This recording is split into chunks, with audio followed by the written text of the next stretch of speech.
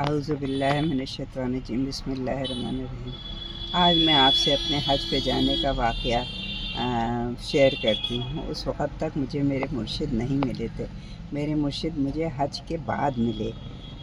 हुआ ऐसा कि मेरे वालिद जो थे वो रिटायर हो गए थे और मेरी वालिदा और मेरे वालिद दोनों हज पे जाने का प्लान बना रहे थे कि अचानक मेरे वालिद का इंतकाल हो गया। अब मेरी वालिदा जो थी वो बहुत परेशान हुई। वो अपने शौहर का हज बदल कराना चाहती थी।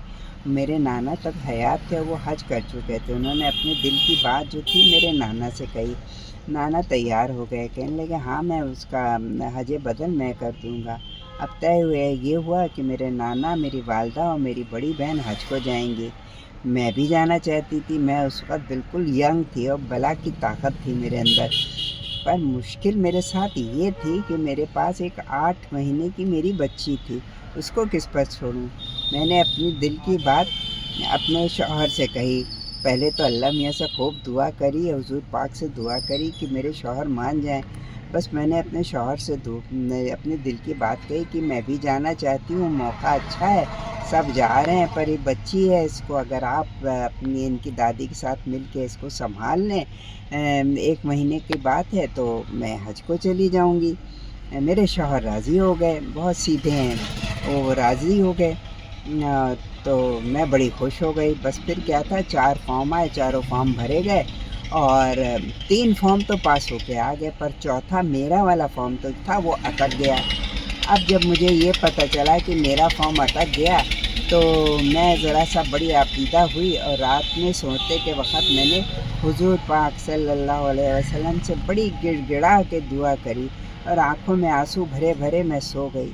मुझे पता ये चला था कि जब कोई भी ग्रुप हज करने जाता है उसमें एक ना एक फ़र्द हुज़ूर पाक की ज़ियारत ज़रूर करता है, तभी वो हज करने पहुंच जाता है।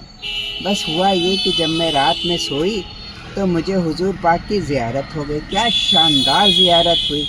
बस जब मैं सुबह उठी तो मैंने शोर मचा दिया कि मुझे हुज़ूर पाक की ज़ियारत हुई है, कोई जाए ना जाए मैं तो जा रही हूँ और फॉर्म मेरा ज़रूर पास होके आ जाएगा। सब लोगों ने दावतें देना शुरू करी, मैंने भी खूब दावतें खाई और मेरे शौहर बहुत परेशान कि तुम्हारा नाम तो आया नहीं और तुम दावतें सब जगह उड़ा रही हो। मैंने कहा अरे यकीन रखो, हुज़ूर पाक ने बुलाया है, ऐसे कोई रद्द नहीं कर पाएगा। मैं हज को जा रही हूँ। मैंने अपनी सारी तैयारियां मुकम्मल कर ली। ये शायद मेरी आजमाइश थी, मेरी यकीन की आजमाइश थी, मेरी यकीन अपने हुज़ूर पाक पे यकीन की आजमाइश थी कि जो मैंने उनसे दुआ मांगी वो पूरी ज़रूर होगी। तो यही हुआ। बस फिर क्या था, आखिरी दिन आ गया और सुबह की ट्रेन थी बॉम्बे की और तब तक मेरा नाम नहीं आया और सब लोग बड़े परेशान, पर मैं मुतमईन और बड़ी खुश कि मैंने कहा आखिर वक्त में भी मेरा नाम आएगा, पर आएगा ज़रूर। हुज़ूर पाक ने मुझे बुलाया, ऐसे कोई नहीं रद्द कर सकता है। बस फिर क्या था, रात के 11:30 बजे लैंडलाइन का जो फ़ोन था वो बजा। उस वक़्त मोबाइल वगैरह नहीं थे, लैंडलाइन था। बस जो फ़ोन उठाया मेरे शौहर ने तो उसमें हुआ कि चौथा भी पास हो गया है, तैयारी मुकम्मल करिए और चलिए, आपका भी सब तैयार हो गया है।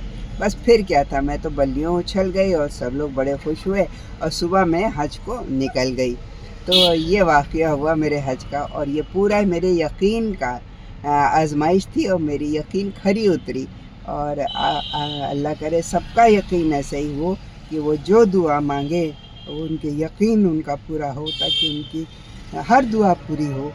और जब मैं हज पे भी गई तो बहुत से मौज़े हुए जो मैं आपको आगे शेयर करूँगी और अल्लाह करे सबका यकीन इतना ही पुख्ता हो अपने रब पर, अपने रसूल पर। आमीन सुम्मा आमीन।